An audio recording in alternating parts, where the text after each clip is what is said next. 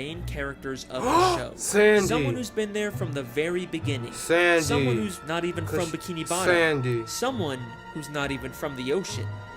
That's right. Sandy Cheeks. Oh!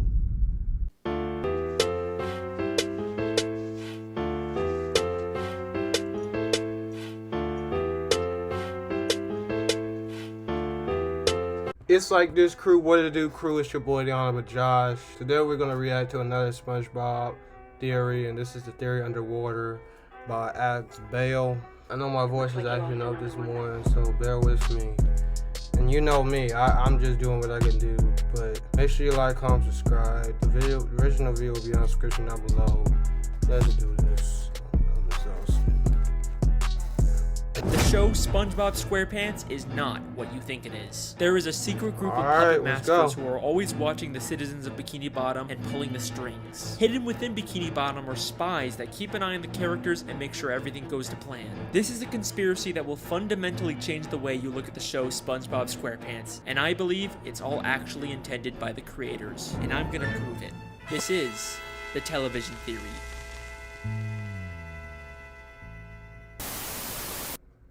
You guys had a great reaction to my Squilliam Fancyson theory, and I had a lot of fun making it. Squilliam, you lying, deceiving bastard! I didn't even realize that! But trust me when I say that what I've discovered this time is much, much bigger. To start this theory, we have to go back to the very beginning of the very first episode of SpongeBob SquarePants.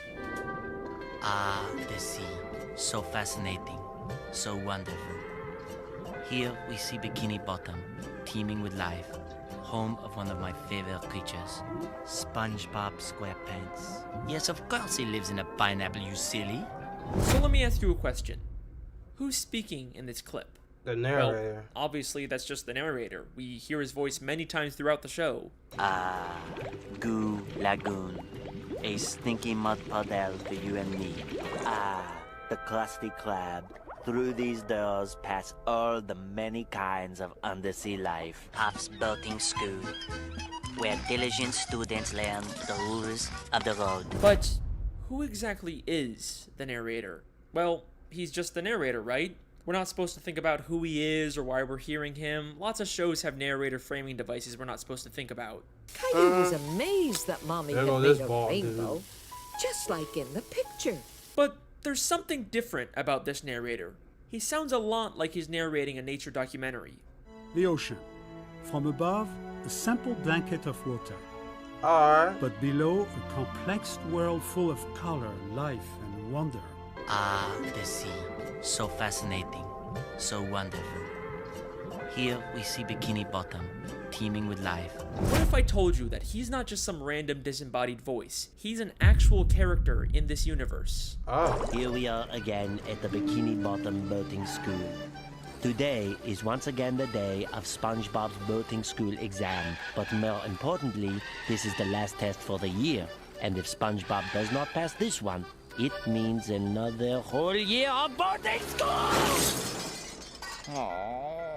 SpongeBob literally crashes into the fourth wall, and we actually get to see the narrator and the camera he's been filming with. The show SpongeBob SquarePants is not just a cartoon. Everything we see is a part of a nature documentary television show being filmed by scuba divers. And if you're still not convinced, I searched really hard and found an old SpongeBob DVD bonus feature that basically confirms everything.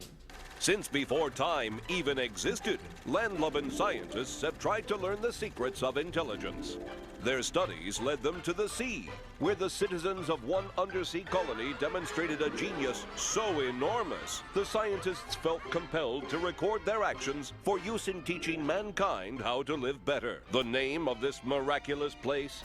Bikini Bottom.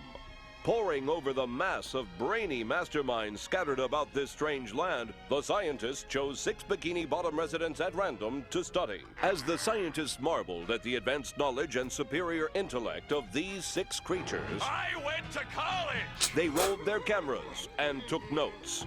And now, finally, we can learn all of the things that these smarty pantsuses have to teach us. Sense. Life lessons from Bikini Bottom. I don't know how it This is could a get any more documentary. clear than that. Now, if you rewatch the show with this new information in mind, some things start to take on a whole new meaning. Throughout the series, there's this weird, unexplained running gag of a human hand interfering with the characters. It's even in the beginning of every episode in the intro for the show. Maybe the filmmakers are doing a bit more than just studying these characters. The hand seems to mostly interfere just to maintain the health and safety of the characters, like treating SpongeBob for the suds. Well, Mr. I remember this SquarePants, it episode. seems you have the suds. Are you ready for your treatment? Oh. Oh, Hans! Oh,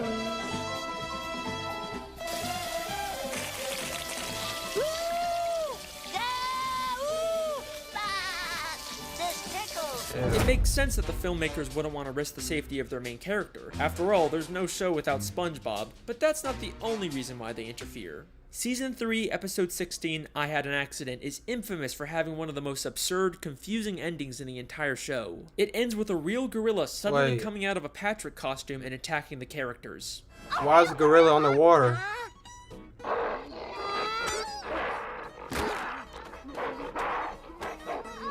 Dang.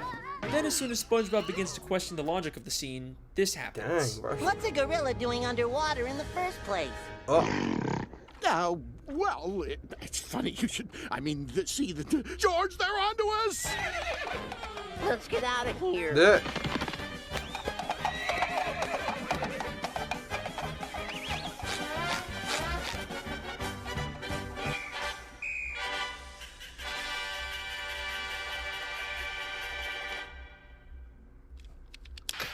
SpongeBob is a weird show, but this has always stuck out as being just a little too weird. But knowing what we know now, I think I can explain what's going on here. This isn't a real gorilla.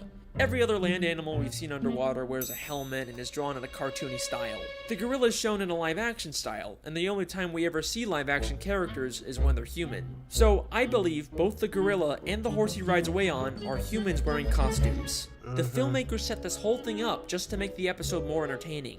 It's starting to seem like this isn't strictly a nature documentary anymore. It's more of a reality TV show made for entertainment. Who knows what other absurd elements of the show are actually put there by the filmmakers to make the show more entertaining and profitable. Although, based on the people's reaction, it doesn't always seem to pay off. But how far will the filmmakers go to make the show more profitable? Saturday morning in Bikini Bottom. SpongeBob is watching his favorite Saturday morning show, The Adventures of Mermaid Man and Barnacle Boy, enjoying a bowl of Mermaid Man and Barnacle Boy bland cereal, and wearing the official Mermaid Man and Barnacle Boy Blackfish It's like an ad commercial, ain't If it? we think of this as a television show, this sounds an awful lot like a product placement. I Yeah. mean, listen to how the narrator specifically says the full names of the products. The Adventures of Mermaid Man and Barnacle Boy, Mermaid Man and Barnacle Boy bland cereal, Mermaid Man and Barnacle Boy Blackfish Biters. Why don't you let me fix you some of this new Mococo drink? All natural cocoa beans from the upper slopes of Mountain Nicaragua, no artificial sweeteners. What the hell are you talking about? Who are you talking to? Maybe the Mermaid Man and Barnacle Boy TV show is actually from the surface world. They are human after all. It makes sense that the filmmakers would choose to highlight these popular superhero characters. The more they show, the more they're gonna sell Mermaid Man and Barnacle Boy merchandise. Hang on a second, why are Mermaid Man and Barnacle Boy the same size as all the fish in Bikini Bottom, even though humans are always shown as massive compared to fish? Whatever, I'll come back to that one later. The show doesn't even just hide product placements. In the episode Model Sponge, they literally trick SpongeBob into making a commercial for a human product. I'm ready for my close-up, Mr. Director. Very well. Lose the pants! Oh. Hans, there's my star! That's my star. What's happening? What's happening? In this scene, you'll be cleaning bathroom fixtures. Okay, so where's my cleaning utensil? You are the cleaning Don't utensil. you get it? You are the cleaning utensil. Oh no, your bathroom is a disaster. Get it cleaned up fast with the new sponge. Household chores are a snap with new sponge. It cleans sinks. Just look at that shine. This is just like in real life how SpongeBob is such a popular character that he's used to sell tons and tons of products. So far I've shown you that the show SpongeBob SquarePants is actually a documentary television show, but the creators continually interfere to push their own agendas and make more money. But that brings us to an important question. Do the characters know they're in a television show? Let's go back to that clip where SpongeBob hits the cameraman. Damn, so. It means another whole year of boarding school. Ooh. What happened? I never catched that. Nothing, SpongeBob. You just struck another pedestrian. Mrs. Puff calls him a pedestrian, which sounds more like she thinks he's just some random Bikini Bottom citizen. The different types of marine life in SpongeBob are so diverse and weird looking that it's not too hard to believe that the characters just think these filmmakers are another weird type of fish. And back to the gorilla episode, the gorilla and the horse immediately get nervous and run away when SpongeBob questions what's going on. Well, it's funny you should... I mean, see, George, they're onto us! Let's get out of here. Almost like the creators don't want the characters to be aware their lives are being interfered with. Now, there isn't a ton of footage of the characters interacting with the filmmakers, but I dug really, really deep and found the smoking gun that answers all of our questions. This is an old commercial from 2004 made to promote the SpongeBob movie. Oh, that movie. SpongeBob, what kind of jellyfish is that? It's not a jellyfish, Patrick. It's a spaceship. Hey guys, it's Carlos from the Zone. I was wondering if you could answer a few questions. Questions? Run for your lives! No, Pat, don't you see? It wants to learn about our world, and it's chosen us. What? Yay! We've been chosen. A submarine comes down to SpongeBob and Patrick to ask questions to promote the new movie. SpongeBob and Patrick are clearly confused by this and think the submarine is some kind of alien. They also have no idea that they're the stars of a movie. Well, thanks guys. We'll see you in the movie! Bye! Movie? What's that? I don't know. They don't know. Oh! So I think it's pretty clear at this point that the characters are unaware their lives are being filmed and interfered with. But there are some characters that have to have some level of awareness. For example, the Dr. Fish that told the human hand to treat SpongeBob, and the Director Fish that directed the commercial for the human world. What makes these characters so special? First off, the Director Fish isn't actually from Bikini Bottom. Before he directed this commercial, we saw him as a citizen of New Kelp City in the episode Whatever Happened to SpongeBob. Out of all the characters they could have used, they specifically chose a character from out of town. Almost like the filmmakers didn't want to use anyone in Bikini Bottom so they wouldn't risk everyone finding out about the television show. Then there's the Dr. Fish. We don't know where he originally came from, but he's an extremely suspicious character. Usually he's purple, but sometimes he's orange, sometimes he's purple with orange hands, sometimes he's a pirate, and he bears a striking resemblance to Dr. Manowar from the Jellyfish Convention. And now it only hurts when you touch it. Why does he have so many different disguises and identities? What is he hiding? I believe hidden throughout Bikini Bottom are spies like this, who are aware they're in a television show and keep tabs on the main characters and make sure everything goes to plan. There's so many suspicious characters in Bikini Bottom that it could literally be anyone. The mailman, the hot dog vendor, Old Man Jenkins, it could literally be anyone. But what if I told you that the biggest spy of all isn't some random side character? It's one of the main characters of the show. Sandy. Someone who's been there from the very beginning. Sandy. Someone who's not even from Bikini Bottom. Sandy. Someone who's not even from the ocean. That's right. Sandy Cheeks. Oh! Sandy Cheeks is a thrill-seeking scientific squirrel from Texas who lives underwater in her tree dome. But why did she come to Bikini Bottom? In the episode Chimps Ahoy, we find out she was hired by a group of chimpanzees to come underwater and create inventions. But why does she need to be underwater to make inventions? She could have just as easily have made any of her inventions on land. It must be extremely expensive to maintain a giant dome of air underwater. There is no way the only reason she's here is to make random inventions. I think this whole episode is an elaborate ruse to throw off the other characters from the real reason Sandy is in Bikini Bottom. To spy on the main characters and make sure the show stays on track. Many of the times the characters are in danger, Sandy conveniently steps in to save the day, and many of the wacky, entertaining episode plots are driven by an invention Sandy creates. Everything she does is a calculated move to carry out the hidden agenda of the filmmakers. Her entire friendship with SpongeBob and the other characters is built on a lie. But you're probably saying, Sandy is a sweet, friendly squirrel. There's no way she's behind this. You're not convinced yet? That's okay. Because what I'm about to show you is so mind-blowing, so insanely revealing, that it's actually the whole reason I decided to make this video. Get ready for the big one. Season 10, Episode 10, Feral Friends, is the episode that unlocks this entire mystery. During a birthday party, a green moon suddenly appears and turns everyone except Sandy into less evolved, real-life versions of themselves. Sandy is completely caught off guard by this and decides to call someone for help. And take a guess who she calls.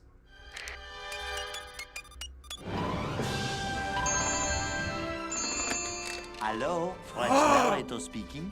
Oh! Ah, Sandy Cheeks. How is it hanging?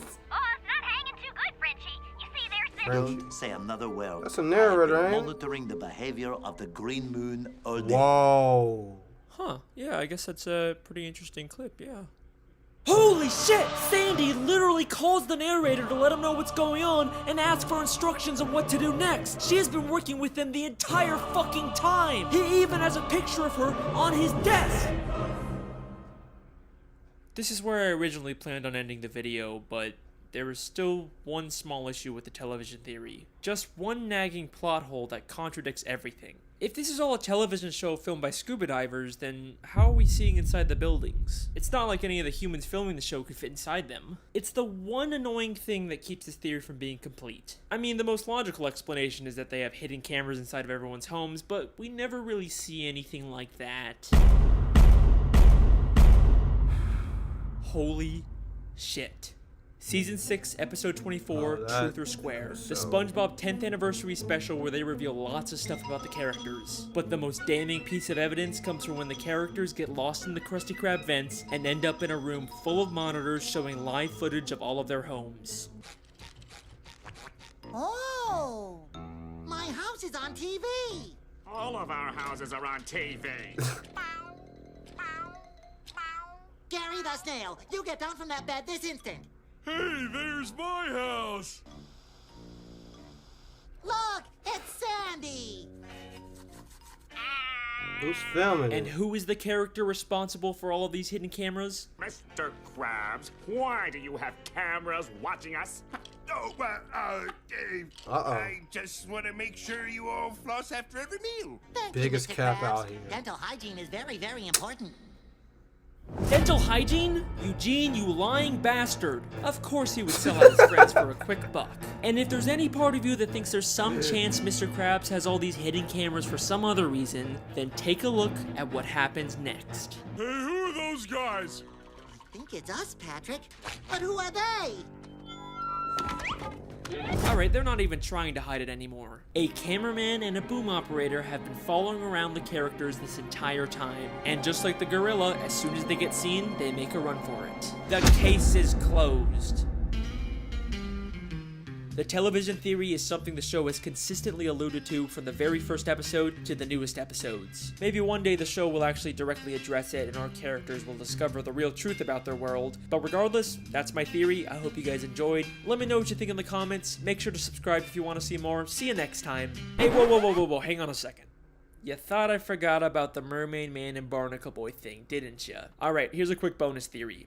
Mermaid Man and Barnacle Boy were two superheroes that fought crime underwater and protected the sea from evil. Whether or not they actually did this or was all staged for television isn't clear, but they both spent their lives underwater until they became old and retired. But after spending so much time under the sea, they no longer fit in with human society. Plus, Mermaid Man is clearly dealing with some form of dementia and PTSD from fighting evil. But you can't retire. There's evil afoot. What evil?